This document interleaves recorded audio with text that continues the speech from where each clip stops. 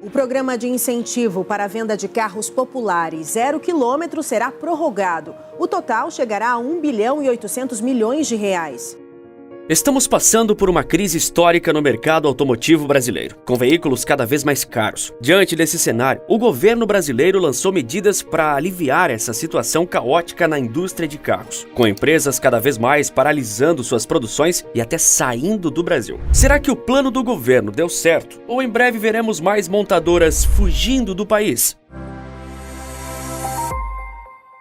Existe uma coisa que o brasileiro sabe muito bem: carro está caro. Seja para comprar um veículo, seja para mantê-lo, você terá que desembolsar volumosas quantias de dinheiro. O carro popular não é mais popular, simples assim. Para comprar um automóvel hoje é necessário um rigoroso planejamento antes. Os valores assustam. Um brasileiro que ganha um salário mínimo precisa trabalhar ininterruptamente por 50 meses ou mais que 4 anos seguidos sem gastar nada para comprar o carro mais barato do país. Anos atrás, esses dois veículos eram muito mais acessíveis, com valores partindo da casa dos 30 mil reais. Hoje, um Mobi é quase 70 mil. Um Kwid, saindo da fábrica, você não encontra por menos de 60 mil. Carro 0 km virou luxo, e nem precisa ser de fato de marcas conhecidas como premium, como uma Mercedes ou BMW. Veículos populares, de entrada, que são simples e talvez sejam até mesmo ruins, hoje são vendidos como poucos anos atrás eram vendidos automóveis de qualidade. Até o ruim tá caro. Por isso afirmo sem dúvidas, a indústria automotiva brasileira hoje é uma tragédia,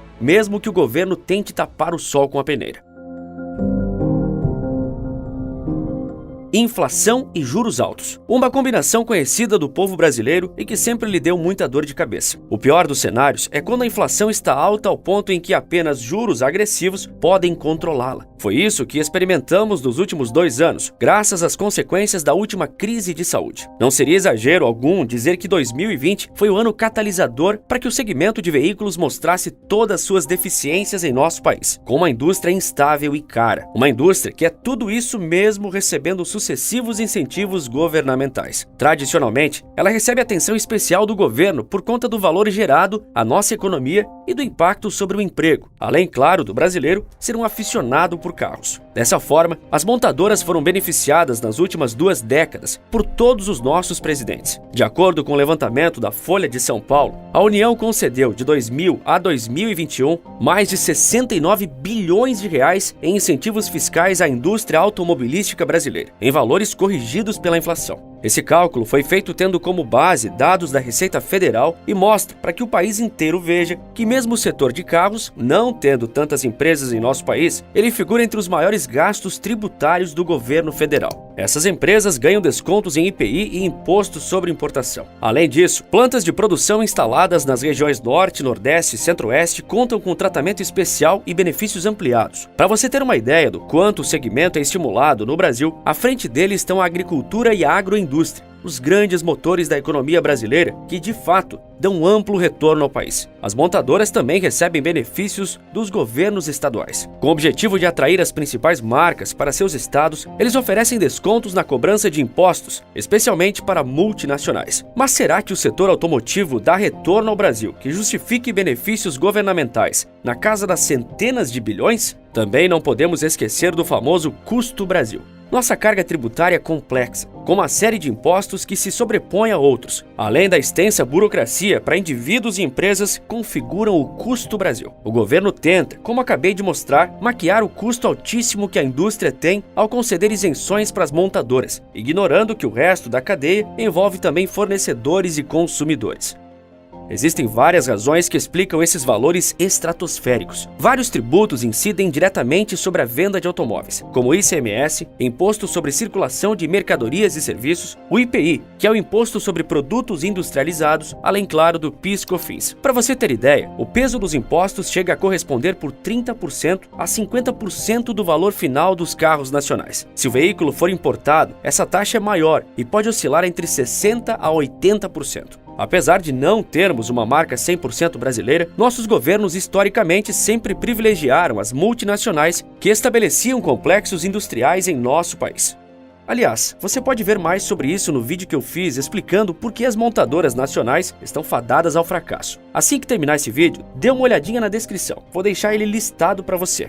Mas voltando ao assunto, Num primeiro momento, o privilégio dado às multinacionais pode parecer positivo para fomentar a produção brasileira e aumentar a empregabilidade. Porém, nem tudo são flores e essa interferência estatal, como muitas outras, tem efeitos colaterais negativos, como preços mais altos por conta de uma concorrência reduzida sem os importados. A infraestrutura brasileira, ou a ausência dela, também exerce um papel importante no encarecimento dos automóveis e de outros setores da economia, num geral. Apesar de ser um país de dimensões continentais, o Brasil padece com uma infraestrutura precária, com muitas estradas e rodovias em más condições. Um estudo da Confederação Nacional do Transporte, feito em 2022, calculou que 73% das rodovias sob a administração pública enfrentam problemas de reparos e má conservação. Dessa forma, origina-se um desafio para o transporte de automóveis e peças, encarecendo seu custo, que é repassado ao consumidor. E a gente bem viu nos últimos anos como o Brasil é extremamente dependente do modal rodoviário para manter a própria economia girando. Como disse há pouco, 2020 foi o ano que arruinou a economia global, lançando luz sobre as deficiências das mais variadas economias mundiais. No Brasil, tivemos que lidar com uma forte desvalorização do real frente ao dólar de 2020 a 2021, começando a se recuperar apenas em 2022. Esses anos no vermelho cobraram um preço alto. Com o câmbio enfraquecido, as fabricantes passaram a importar peças e equipamentos com custo maior, o que consequentemente impacta o valor final.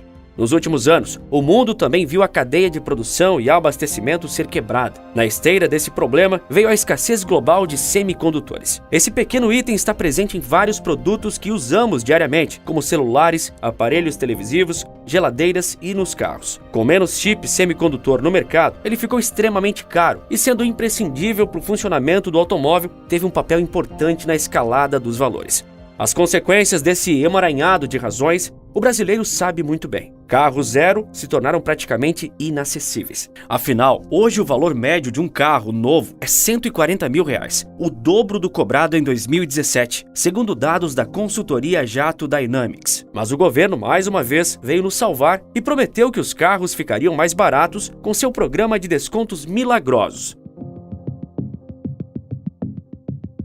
Será que deu certo? Baixar o preço dos carros a longo prazo exigiria medidas complexas. Em vez disso, o governo brasileiro optou por uma estratégia paliativa, que reduziu os valores imediatamente, mas de uma forma muito mais modesta. Seguindo uma série de regras para criar as condições que permitem os descontos, os veículos podem ser vendidos por até R$8 mil a menos que seu preço original, e não pode ser superior a R$120 mil. No total, o governo liberou R$1,8 bilhão para as montadoras, de modo que elas conseguissem abater os valores. Esse montante era dividido para carros, caminhões, vans e ônibus. O pacote para veículos de passeio foi de 500 milhões. O programa começou em junho e no fim do mesmo mês ele já foi ampliado, com mais 150 milhões de crédito tributário sendo colocados na praça para as marcas usarem. No total, dos 750 milhões liberados, 560 já foram resgatados, o que corresponde a 86,1% do total disponibilizado. Ou seja, no fim do mês de junho, mais 150 milhões foram postos à disposição e em menos de 7 dias, mais de um terço dele foi usado.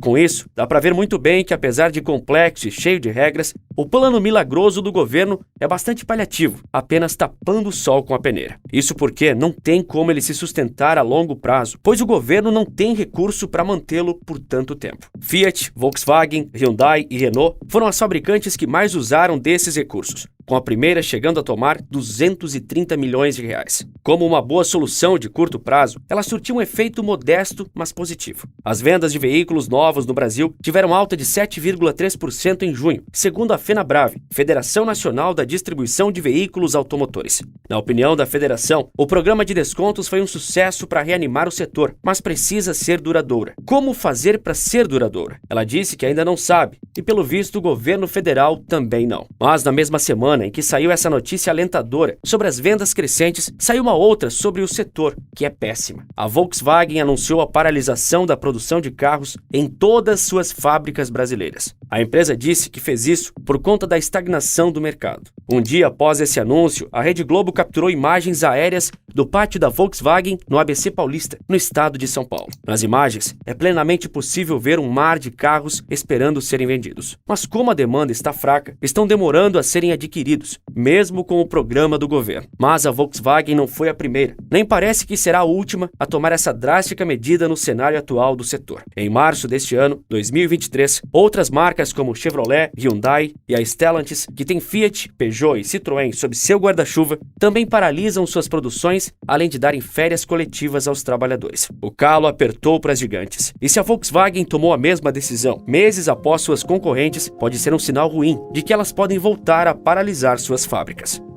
A indústria automobilística brasileira é um terreno perigoso de se andar, sempre a um passo da quebradeira e escalada de preços. Talvez o problema seja o Brasil. Às vezes, fechar sua produção em nosso país é a melhor solução, como foi o caso da Ford, que fechou suas fábricas por aqui e sua operação melhorou na América Latina, quando antes de sua saída de terras tupiniquins registrava constantes prejuízos. Até hoje, não existe indício algum que ela se arrependeu dessa decisão. Será que isso influencia outras a saírem daqui e passarem a trabalhar apenas como importadoras? É impossível responder isso agora, pois o mercado está num momento onde não se sabe se tudo irá melhorar ou piorar.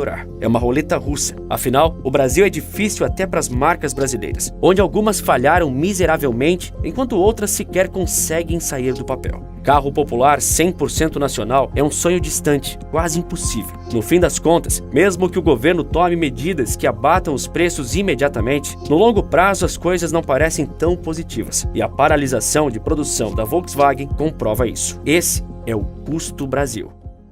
E é triste vermos o carro se tornando item de luxo. O preço que um brasileiro está pagando para ter um carro zero beira a insanidade. E é para escancarar coisas como essa que eu tenho esse canal. Tudo tem um propósito por trás. E qual é o lado positivo em fazer algo bom? Você é bem remunerado por isso. Esse é o poder de fazer algo de impacto. Se você tem interesse em saber como qualquer pessoa também pode ter um negócio como esse, sem nenhum investimento ou habilidade inicial, tem um vídeo gratuito aqui embaixo, onde explico detalhadamente como funciona. Ou é só apontar a câmera do seu celular para esse QR Code aqui na tela, que eu te vejo do outro lado em alguns segundos. Quer saber por que a crise dos chips influenciou no preço dos carros? Confira o vídeo que está aparecendo agora na sua tela. E por esse vídeo é isso. Um forte abraço e bons negócios!